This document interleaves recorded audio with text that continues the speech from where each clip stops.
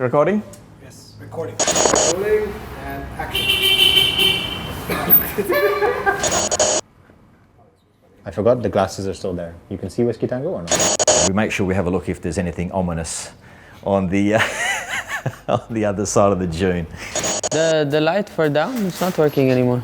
Which the light? My light downside. That one? Yeah, the switch. So which problem? Won't let us switch on the AC. Noise. Half of Alcuz is passing around. Fuck, okay, let's go. Ready? Bit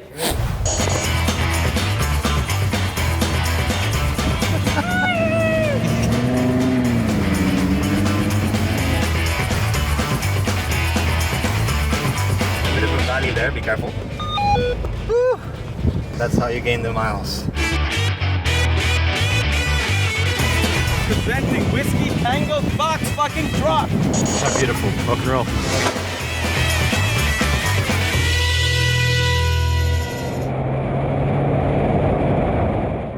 How do we come together? We were part of a club, a well-reputed club in the UAE called Jeepers. And it was a drive one morning. I met Steve, I met Junaid and Dan actually all that morning, and from there on it was a friendship that was underpinned by the love of the desert. And then every week, go out driving, 5 minutes break, 10 minutes break, catch up, realize you have things in common, you get on well, and that's how it starts, and that's how it goes.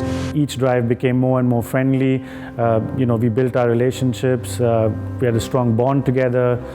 We slowly started to socialize together. So, it was really good. We got to meet each other's families, really get to understand each other well. So we owe it to Jeepers. We all came together from them.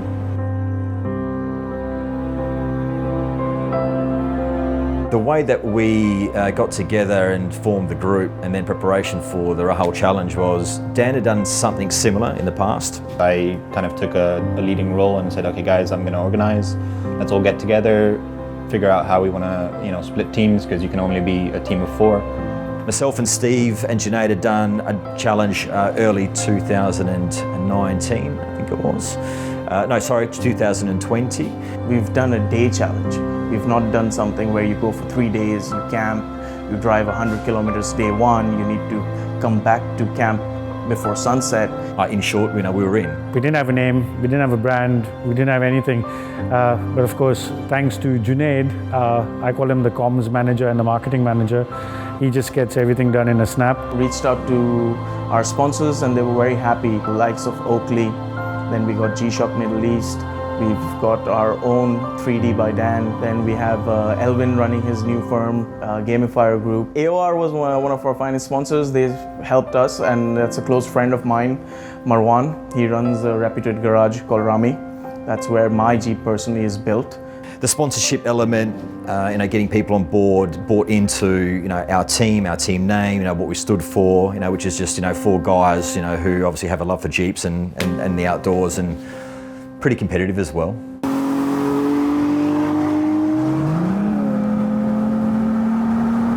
The team name, how did that come about? I think I was in a meeting at work, and it was just posted in the WhatsApp group that we were going to be WTF. We kind of built that brand together called, Whiskey Tango Foxtrot. It just came up overnight. It just had a nice ring to it, and I think we all felt that it was a good representation of us as a group. If you do something great, it's a bit, well, what the F? But also if you do fuck up, WTF comes into play there as well. But no, I just think it was just a natural, naturally done, organically done, and we thank Junaid for that.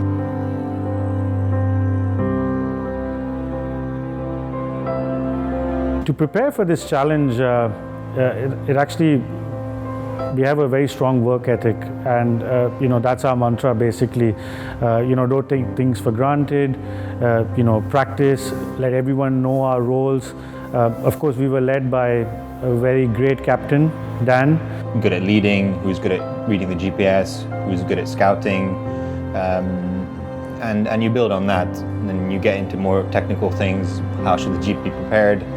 How should you be prepared in terms of food, in terms of equipment, in terms of clothing, for the weather?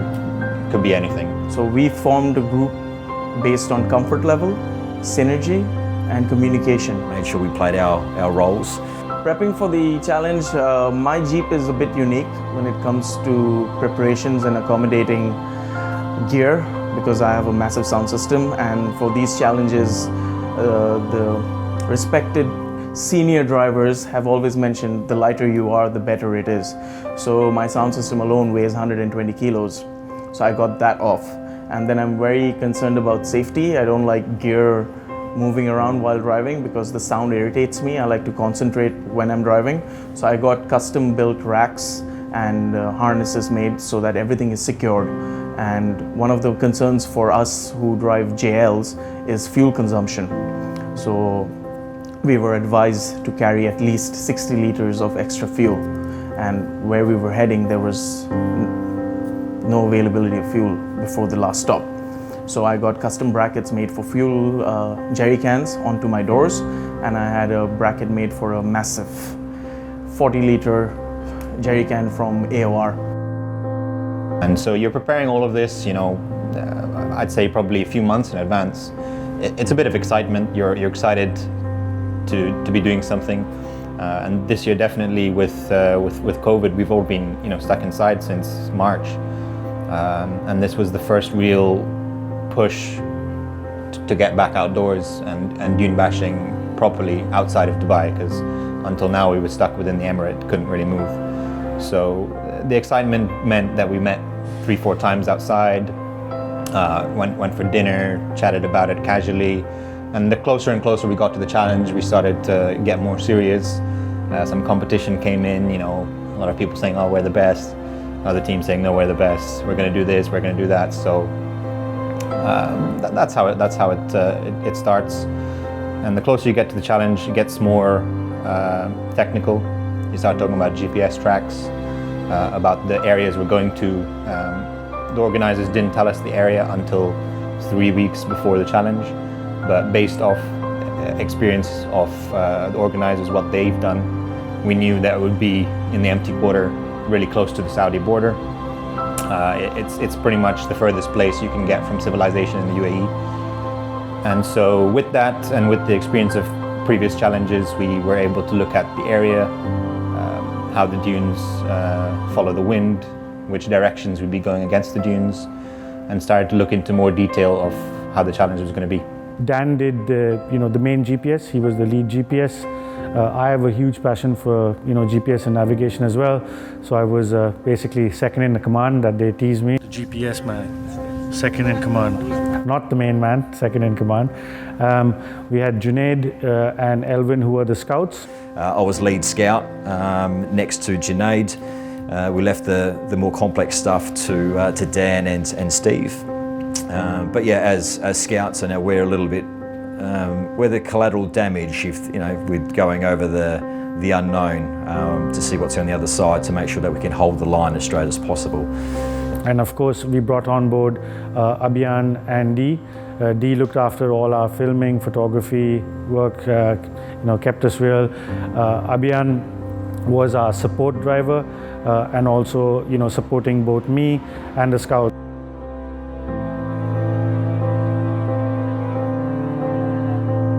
The next morning after that last meeting, Steve sends a message to us saying, guys, I'm not feeling well. We all suspected the worst, that it was COVID. At this point, we'd all done our tests to cross the border. So we were waiting eagerly for the test result, hoping it would be negative, of course.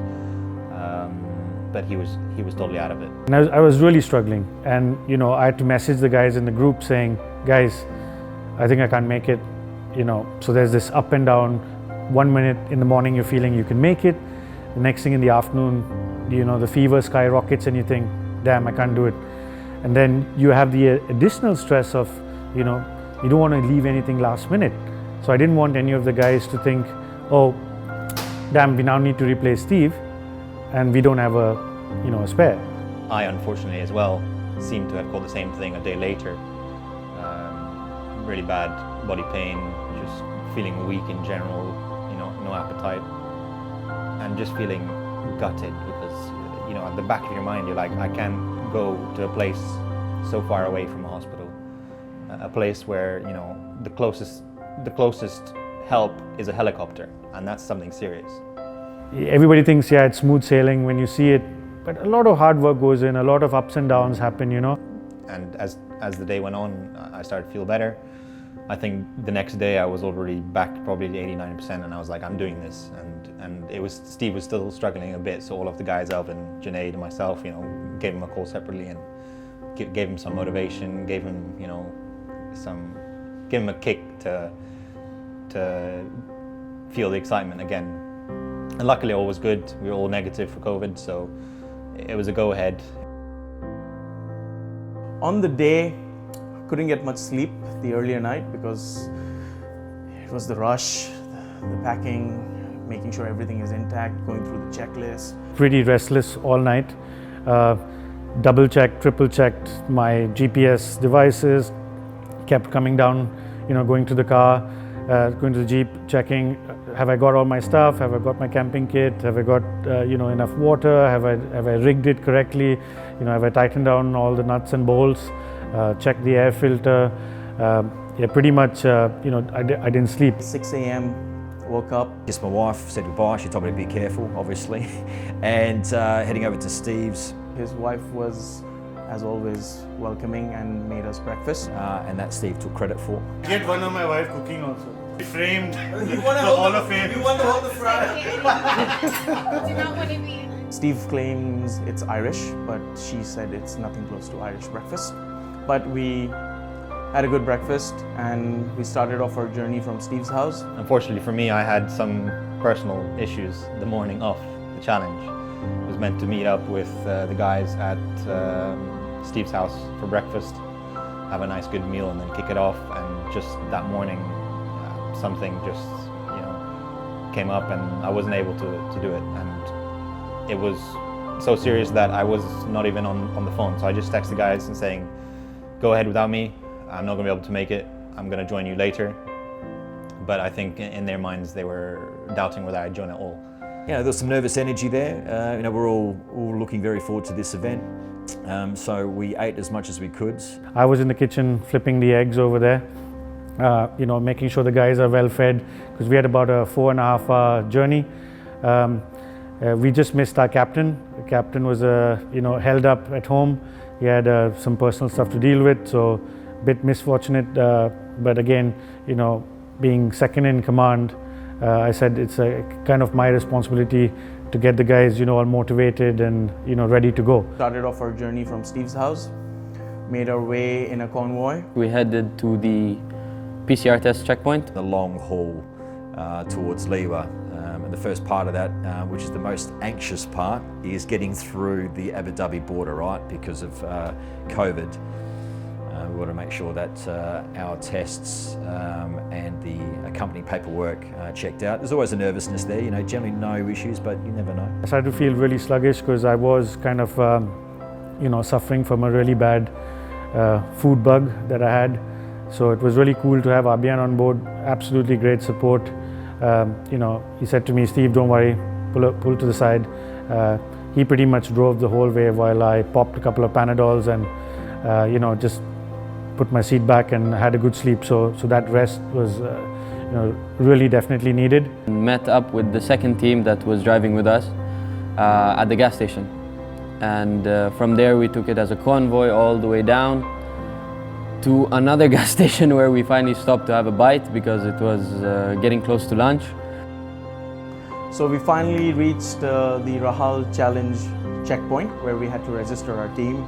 We had everybody's indemnity forms to sign, made sure that was all in place, collected the welcome kit from the organizers. I must say the Rahal Desert Challenge organizers did a phenomenal job. They were on tee with everything, very well organized. We signed in, we registered, and we basically were then sent to look for a camping spot. So as we were looking for a camp spot, our dear scout, Mr. Elvin, decided to try something. and it didn't end well. As I remember it, I wasn't paying attention and got myself in a bit of an awkward position, which required a good half an hour worth of getting me winched out of some incredibly soft sand. My main job, recovery, I go and try to winch him out. So I ask Abhiyan, extend the winch to the maximum because I don't want to go into that powdery area and get stuck myself. So Abhiyan started releasing the winch, and then after like 2 minutes, once it was done, he goes and raises his hand and shows me, what do I do?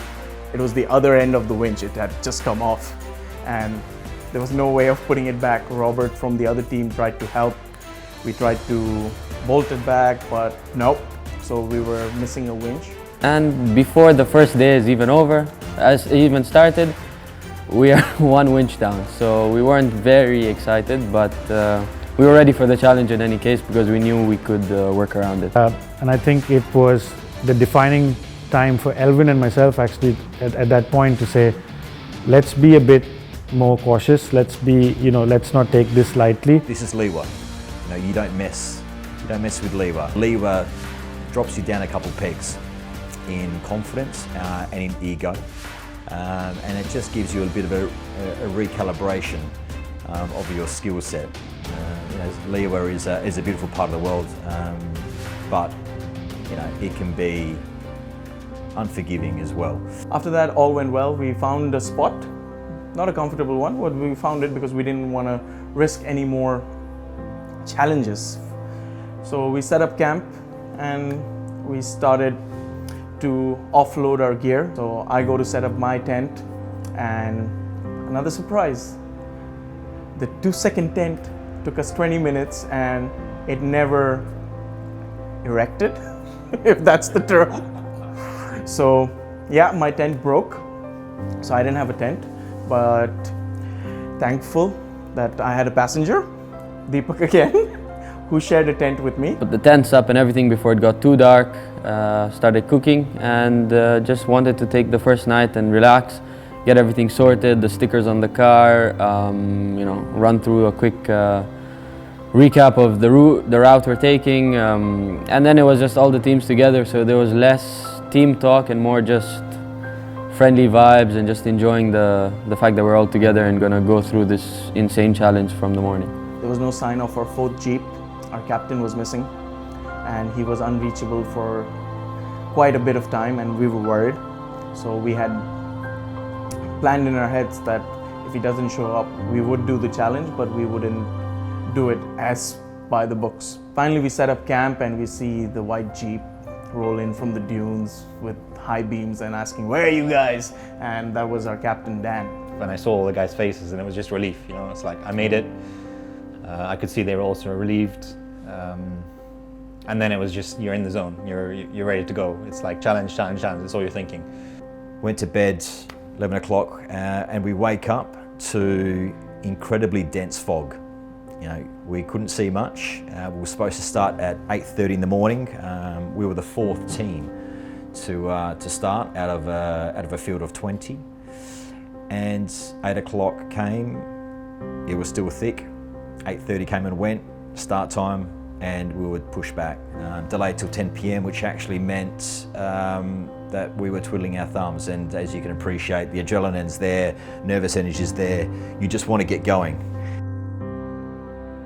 And at about 5:30, the first inklings of light were coming through the foggy clouds, and I got out of my car. I was the first one awake, and then I just kind of took a walk, above the campsite a bit, and just looked, and I said, "This is going to be so much fun! I can't wait! I'm so excited!" And then I could just see, alarms going off, lights coming on, people unzipping their tents, and I was like, "Yeah, it's that feeling that you're back. The challenge is about to start."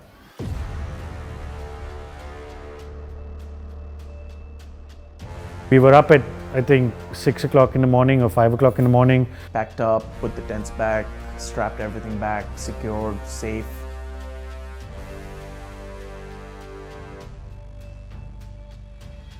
Whoa, we dressed up.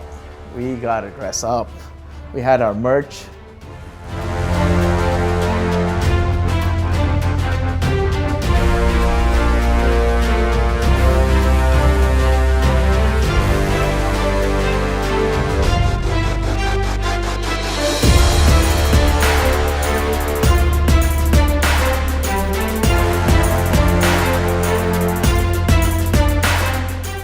but it was fog. There was a huge thick fog around the place. For safety reasons, they had to delay the start, so it was initially like a 1 hour delay, then it was an extra hour delay, and by the end of it, it was almost a 3-4 hour delay from when we should have started.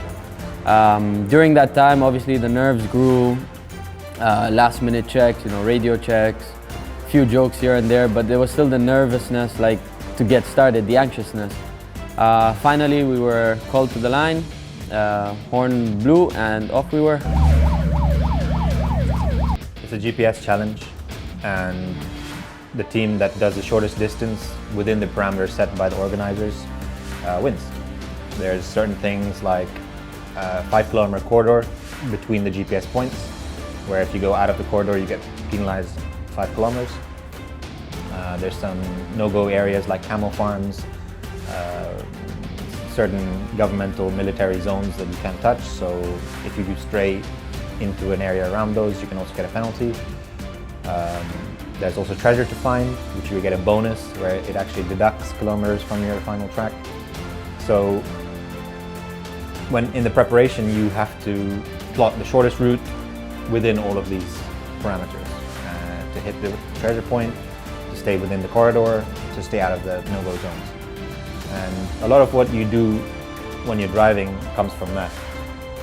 You have to look at the route, you're looking at the wind direction, how the wind blows, because that tells you how the sand's going to be.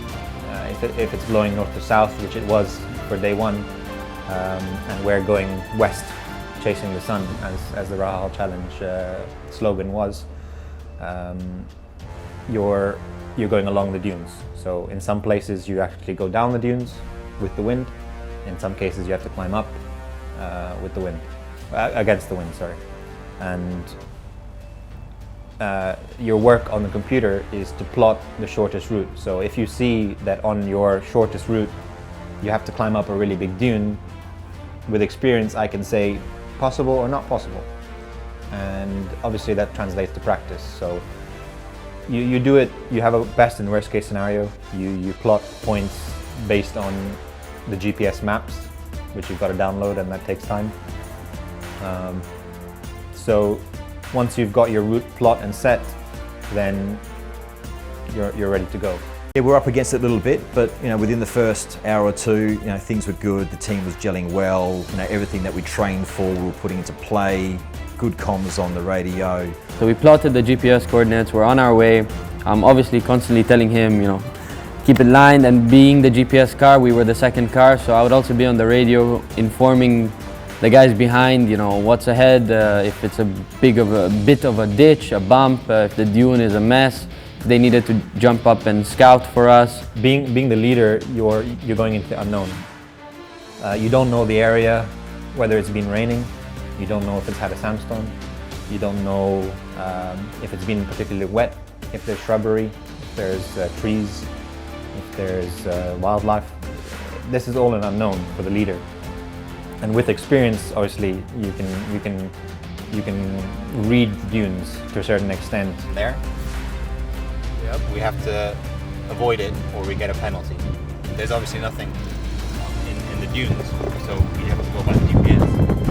We cut the corner and mark the waypoint on the corner of that imaginary fence, so that when we come to this point, we cut it as close as possible and then turn off with a new heading towards the finish. You know whether it's steep on the other side. You know whether it's possible. And you feel it from the sand. You feel how your tires are moving, you feel how the gravity's, the sand is pulling you away. And that's all the things that you use. You pick up on these small things, and that gives you the confidence to move on. From this challenge, what we experienced was the actual test of what we can do. So it's not about getting stuck or how you want to drive. The funny thing was that in first 10-15 minutes, just on the walkie-talkie, I asked Dan, what do you want me to do? He's like, drive straight. So I go like, where do you want me to go? And he goes like, what the fuck do you mean, where do I want you to go? Put your hands straight and just drive straight. The adrenaline's kicking in, you're focused, you know exactly what you want to do, and as I say, you're just going straight. Lock your wheel, you don't turn. If you get stuck, someone will winch you out, or nothing. You know, that's how seriously we're taking it.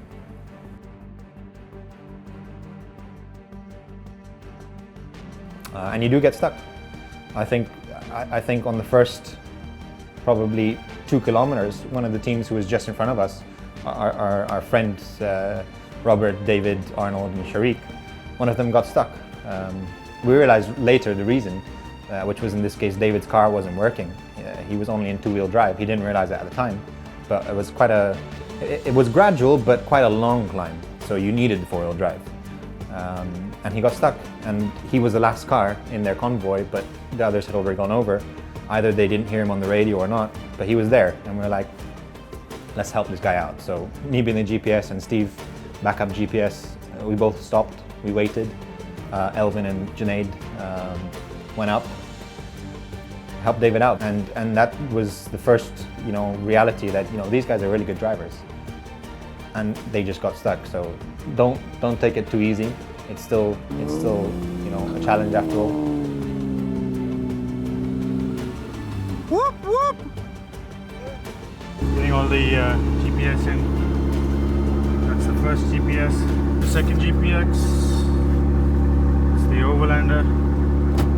I think towards the second half of the day, my 4 or 6 Panadols kind of kicked in, and I think all those Pocari sweats, and I was on another planet after that. I think Abhiyan for a minute also was a bit afraid to sit with me because he's like, this guy is just going straight and he's not doing anything else. When you're the lead, you've got your GPS set up on your dashboard, and it's giving you a heading, either with numbers or with an arrow. Numbers are a bit difficult because it's too sensitive, so an arrow is always best. And the arrow is showing you your straightest line. And a good navigator will be able to look at that arrow and then look at the view ahead and say, I need to hit that dune in the distance. And that's something I do to make sure that I'm on track. Road passing. And it's soft, so you need to, don't follow my track exactly. The man is behind you, let's see where he, tell him what's happening. Go to the left of my track, left. And we had the scouts, Elvin and Junaid. You know, whenever we needed them, like for example, when you need to get the treasure on day 1, we had to hold line. So, you know, we kind of held line. Dan and myself, we took a break while Junaid, Dee, Elvin, Abhiyan, they fetched, you know, the treasure. So they went off to get the treasure, came back. So you see, everybody played their role. You're always looking ahead. You're never really thinking where you are in the moment. You're looking ahead. That dune, it's a bit steep, so maybe I'll take it a bit on this right side, even though it's a bit longer distance. I see here, you see on the right here, there's a kind of a small bump and then it's flattish. Just brown sand on the top. It's going to be doable, whereas if I stay straight, it's not going to be doable. Or there's another team's tire marks there, and if we follow them, we're on the same track as them. If we want to gain and we want to be better and we want to be in front, then maybe we should look at doing it slightly different. One of our biggest issues on day 1, which was there was a very steep slip face.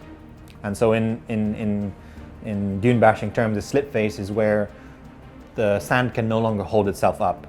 So the wind has built up the sand and it's come to the peak, and the friction is not enough to hold it there, so it just falls down and it slips down, and it creates a slip face. So that sand is notorious for not having any grip at all.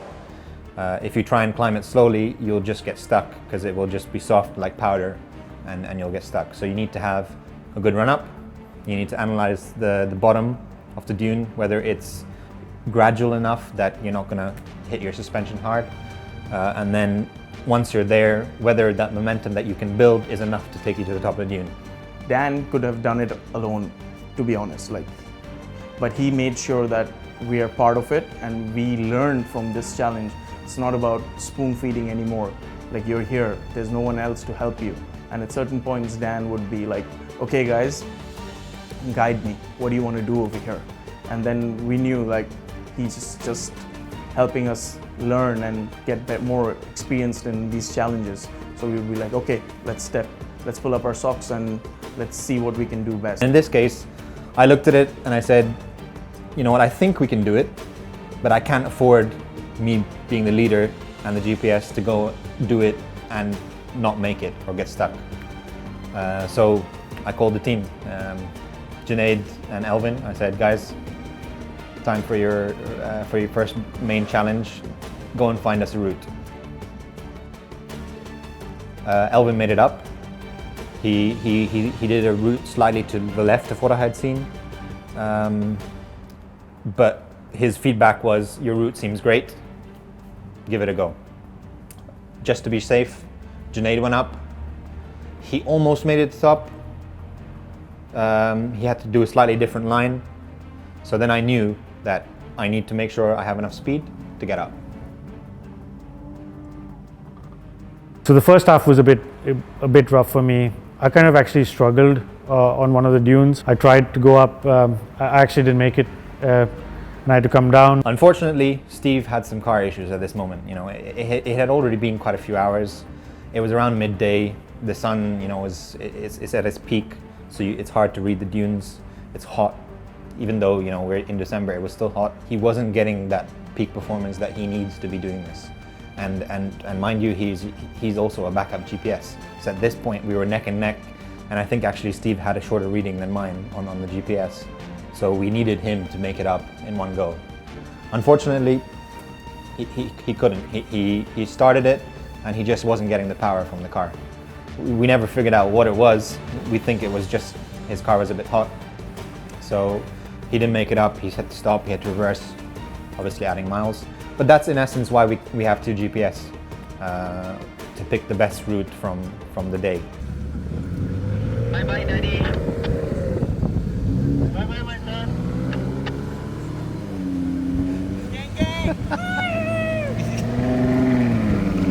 It is different. It's totally different to what you've seen on the dunes, and sometimes what looks to be the case on a set of dunes is not always the case.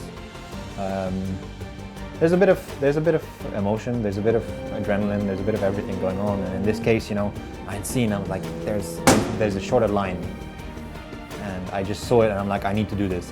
We're gonna make a difference here if we do it. And so I sent Elvin. Elvin scouted it. He said, you know, there is a line. The one that you were looking at is a bit dodgy, so come a bit higher. And I said, I'm going to go for it. And you know, it was difficult because it was a steep climb and it was sliding. So I went for it. I had the speed, but it was super soft at the top. And I think, you know, our tires were hot and probably inflated a bit. So I didn't have the proper grip, and I started to slide on that dune. Fuck, we're sliding now though. And I made it over the dune, but I was in the wrong place when I reached the other side.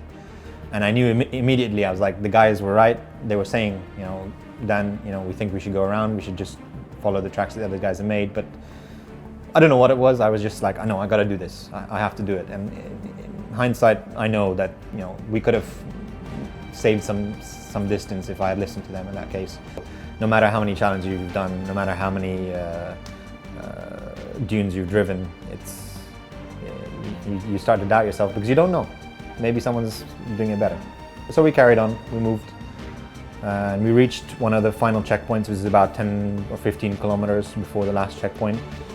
We took that opportunity to take a small break. Sun was setting, getting to golden hour.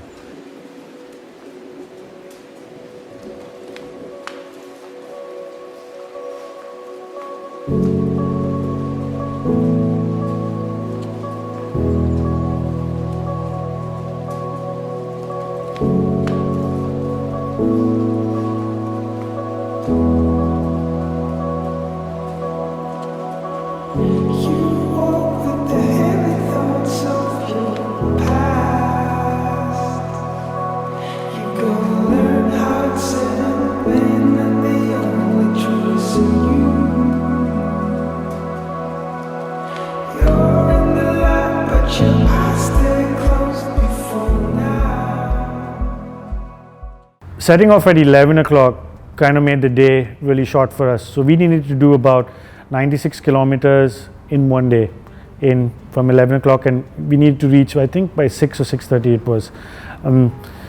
So every checkpoint we were like constantly looking at the watch, looking at our gas, making sure we have enough fuel. And I think we reached base camp of day 1 with about 15 minutes to spare, if I'm not mistaken. Listen, there was a couple of mishaps here and there. When I say mishaps, there was a couple slight stucks, but nothing too ominous. We were able to get through that quite easily. But day one was strong. I think we gained the miles. Dan did an amazing job as lead GPS, finding the straightest line.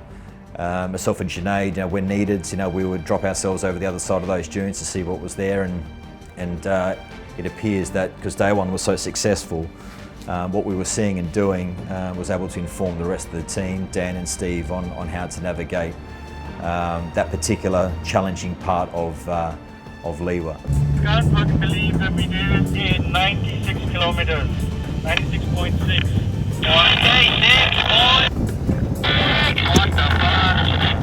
We got to camp just before the cutoff. We were one of the last teams to cross, but that either meant we did really well or we did something really badly wrong. Obviously, as a result of going straight, you go slow.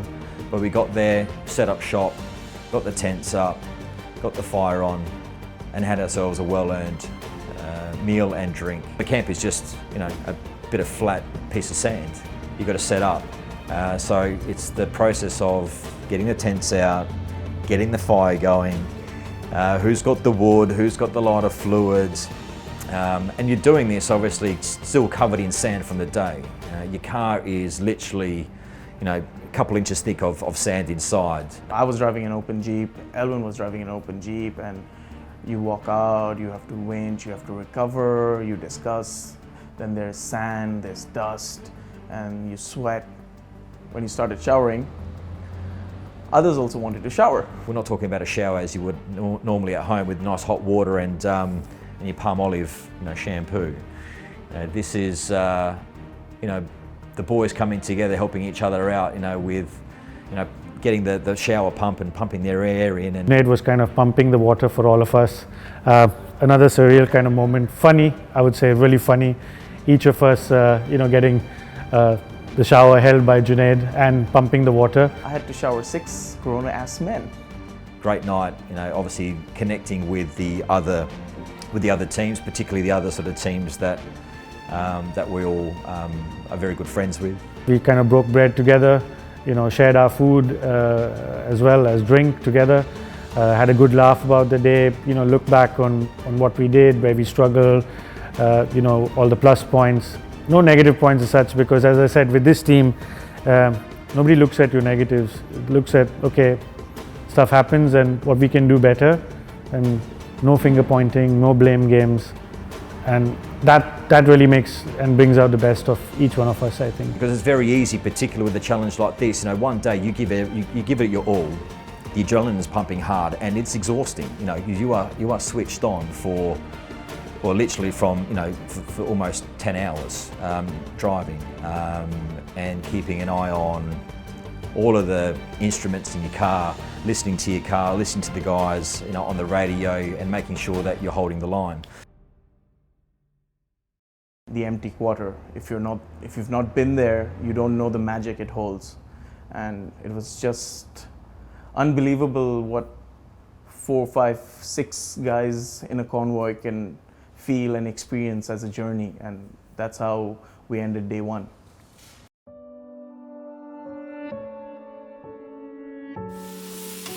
It has to be cooked on the bacon, so just cook all of it. Yeah. So day 2, Kickstart breakfast. I think Steve had his portable stove that we used. That was obviously a bit of a challenge to start, particularly because the wind was so strong. We didn't have a windbreaker, but somehow we managed. The bacon and eggs tasted even better because of the challenges that you have with obviously setting up things like that. This would be the last time we camped, so we had to also pack up and load the car as if we're heading back. With these things, you don't think about even the rubbish that you obviously accumulate throughout the night and through the morning. There's no rubbish bin just in the middle of the desert that you just stick everything in and someone comes to take it away. You've got to pack that stuff up. You've got to put it in your car, wrap it up, and make sure that it's secure. But these little things you don't traditionally think of, but you know, are important.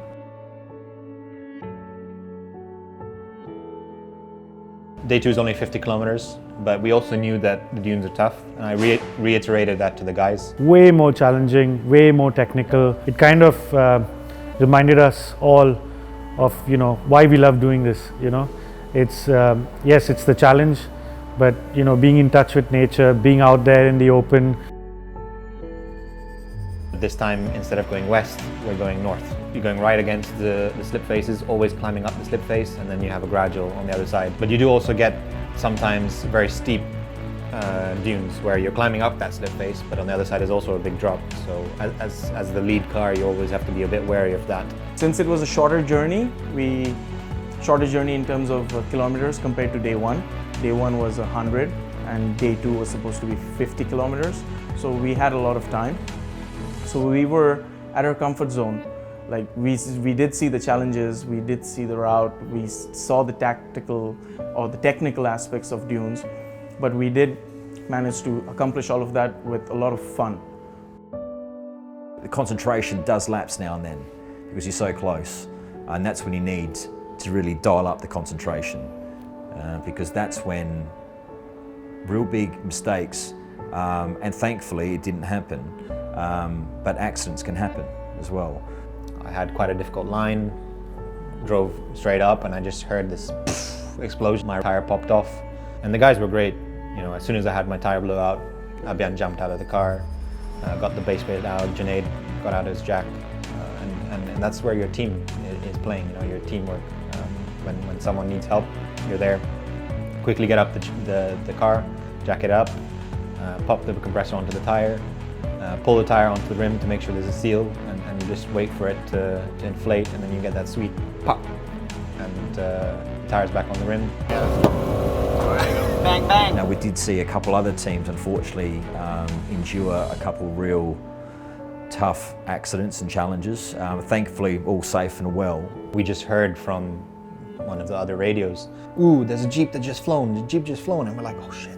They read the dune slightly incorrectly and went over the edge, went over the lip a little bit too aggressively. He had actually flown over the top and landed, and with the impact of landing, he had bent one of his axle shafts at the front. And as a result, the Jeep suffered a fair bit of damage, and it needed a little bit of TLC, and we were right next to our fellow Jeepers to lend them a hand. So we spent almost half an hour to kind of get him oriented on how to make sure that he can still drive, so we can all continue together.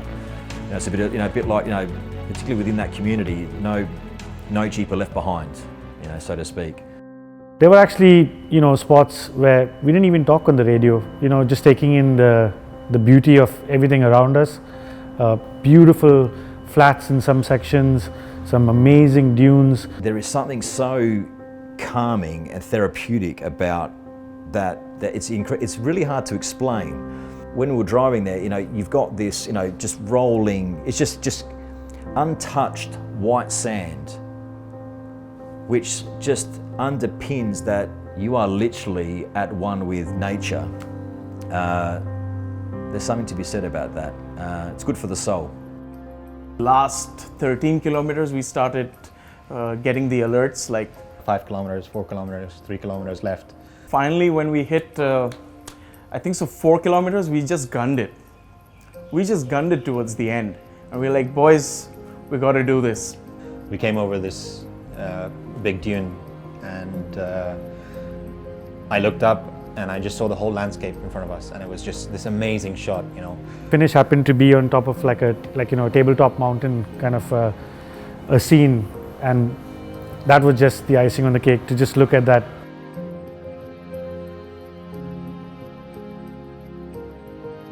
Like we could see like everyone's on top of the finish line waiting, and again, as usual, we were the last ones. We were gunning, and then when the GPS started alerting us 3 kilometers, suddenly we decided to stop. We just decided to stop. And that silence of nature and the outdoors just kicks in,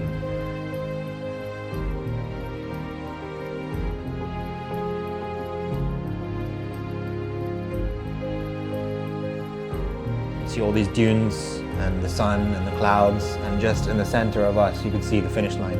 So we could see all the Jeeps on top, we could see the flags from the sponsors, and that was just that culmination of, you know, everything we had done.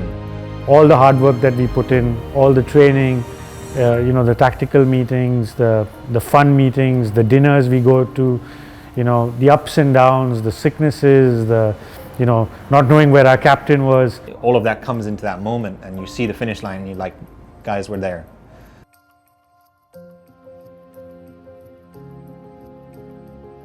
We wanted to cross the line together as a team. It's to show we are one. We are one as a team.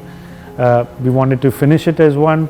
There was no, you know, I'm the main person, or you're the second in, or you're the third. There was no, all those lines were, you know, were taken away. It was, we are one team crossing this one line. That feeling of achievement with your fellow teammates start to wash over us pretty quickly. You know. Reminder of like the community and the family that this hobby and this lifestyle brings.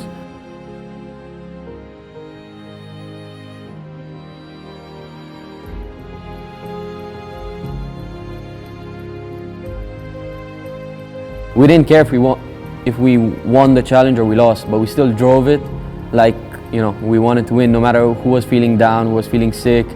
I mean, there were no issues among the team. Everyone was, you know, super supportive of each other.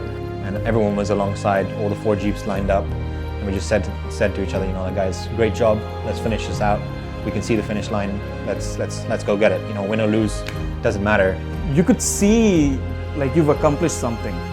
Like, it's not just about driving, or it's not about, okay, we're a team, we've just been put together and we have to finish. We chose this. We decided amongst us that we would do this, and we actually, like, we did it. You know, it's the experience that matters. You know, we had a great time, and ultimately, you know, that's why we're there. We enjoy dune bashing. It's such our passion. You know, when you get into the dune, you just let the air hit tire, and you start going, and you just see that one line. You drive it, you climb up, you reach that dune, you see the landscape in front of you. That's why we're doing this. There was satisfaction that we'd done it, but also I felt almost sad as well that it was over, because it was such a high and such a good event, such a good challenge, not just from a race perspective, but sort of, you know, within yourself too. If you even say we came there as 4 friends who were, you know, good to each other, I think we left there as brothers. And that's it. It's like, you know, all that energy, all that excitement, all that feeling is done, it's complete. You did it. We did it.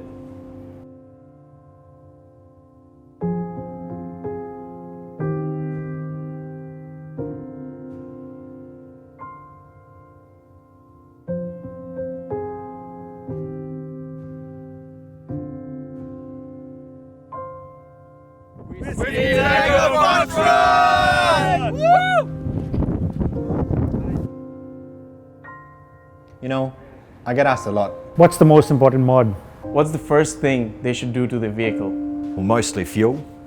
Secondly, a desire. A desire to get out. Get out of town. Enjoy nature. Go explore. There's a whole world waiting for you. A line in the sand.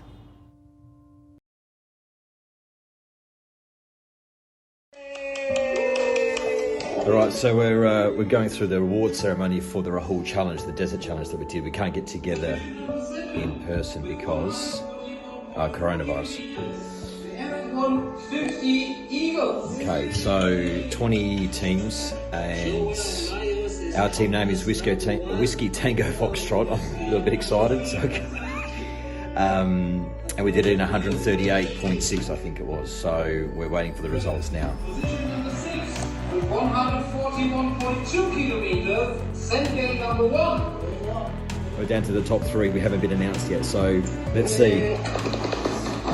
Position number 3 with 114.4 kilometers, Team Lapu. We're within the top 2, so let's see. Now we come to the second. 137.9 kilometers. And the mountain highway. That's us. We've won it. We've won it. You little beauty. Oh, we did it in 136.8. There we go. Sorry. 137.9. There we go. How lovely is that we've won? Fantastic stuff. Well done, boys. Well done. Well done. 136.6 kilometers. That's us. That's a win. That's a win. We'll have to defend it next year.